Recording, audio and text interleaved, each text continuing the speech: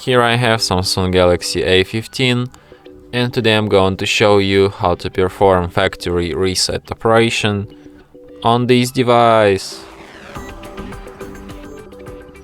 So firstly, let's open settings.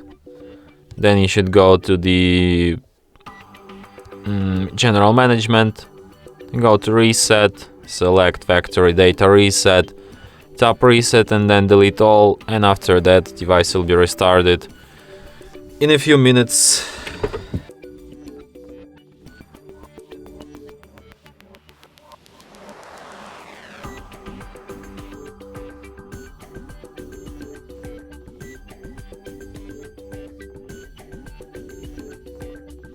And that's it.